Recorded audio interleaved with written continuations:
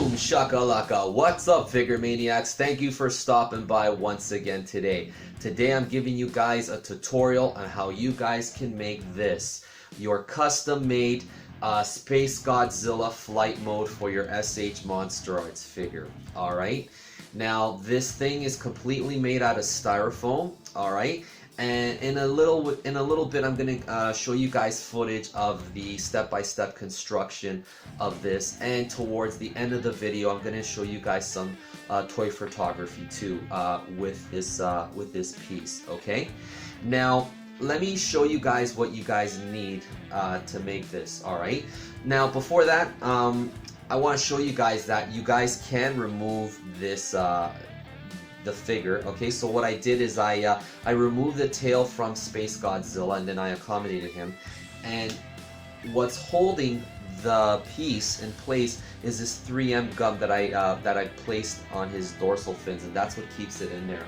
Alright, okay, now if you make this, you guys go to your stationery or your craft store and you guys find a styrofoam egg that's pretty much equal in height to your figure. Then once you do that, once you find your styrofoam egg, you're gonna cut it in half, and then once you cut it in half, then you're gonna carve out the inside to accommodate your SpaceGodzilla figure. Alright, and these two big spikes here, there are cones too that I got in the same location, so I just shaved it down a little bit because I didn't want it to be too smooth, so it kind of looks like you know, like they're protruding out of him.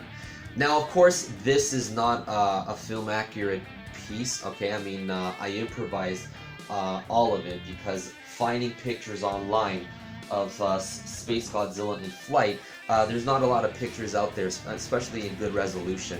Alright, okay, now the tools that you guys are gonna need. Alright, now initially in the beginning I use an X-Acto knife. Okay, but using an X-Acto knife, you can get the job done, but it's just very tedious and you're gonna make a lot of mess. Alright, and it's just gonna take a long time to complete your to complete your SpaceGodzilla flight mode.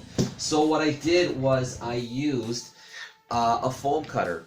Alright, now I gotta give you guys a little bit of a warning with using foam cutters. They're very dangerous actually. Okay, because they can get very hot. Alright, so for all you kids out there that want to make this, if you guys want to use a foam cutter, do not use this without your parents' supervision, or better yet, let your parents handle this. Alright, so again, this is very dangerous. So for mine, the instructions for safety state don't leave it on for more than half an hour. Okay, so what I would do is just to cut a little bit and then turn it off, wait for it to cool down, cut a little bit, turn it off, wait for it to cool off. But using a foam cutter just makes things go much faster. Alright? Okay guys, so what I'm going to do guys is I'm going to show you guys the footage of the construction of this, and towards the end of the video I'm going to show you guys toy photography that I made with my SpaceGodzilla. Okay guys?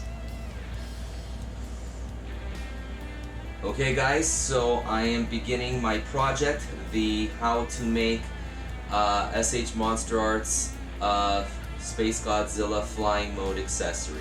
Alright, so now let me show you what my idea is. Okay, now I went to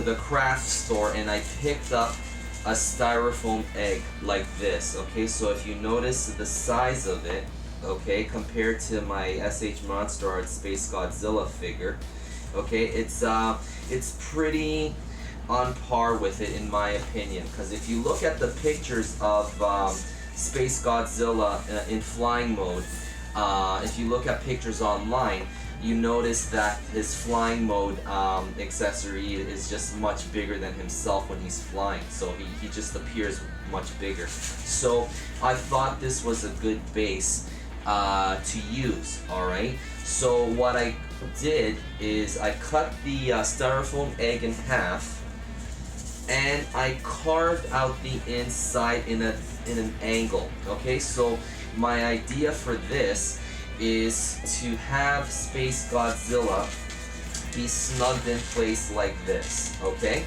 now I am gonna eventually pop the tail off when I put on the accessory, because it doesn't appear that his tail, you can see his tail when he's flying in his space form.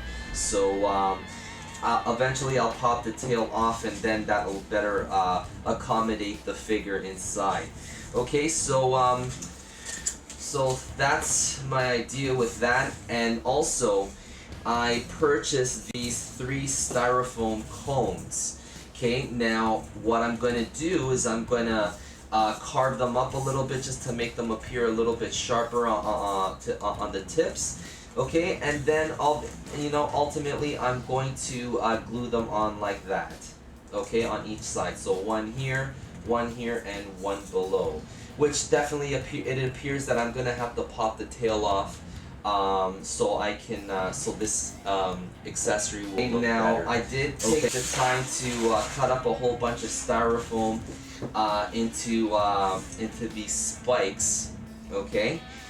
Now, after purchasing this, because I had another base in mind, but I didn't feel that it was appropriate. It was like this plastic, the top of a cup from a Slurpee that you get at a 7-Eleven, but it wasn't big enough and it was very awkward. Until I thought up of this one, and I think this one works much better. Okay, so I don't think I have enough spikes to cover all this, because ultimately this is going to be covered. It's going to look like a porcupine, and then these big ones, you know, I'm just going to put them in such a way that maybe I'll just have them like if they're dorsal fins, I guess, at the top, or maybe I'll shorten them up. But these are painted. I'm gonna give it another coat of paint, of white paint, afterwards. Okay. Okay, I want to show you guys what I've done with this piece and what I'm gonna do with the other pieces here. If you notice here, I carved out the bottom of the cone here. Okay, so I gave it like a I don't know what you call it, but basically I carved it out a little bit. So that when I attach this part, it'll be, you can attach it better to the base, as opposed to not carving it, then it'll be like that, if you can see the differences in that. Okay, so that's what I'm going to be doing with the other pieces, so that when it comes time to glue it to the base, it'll rest upon the base a lot easier than if I were not to carve it out.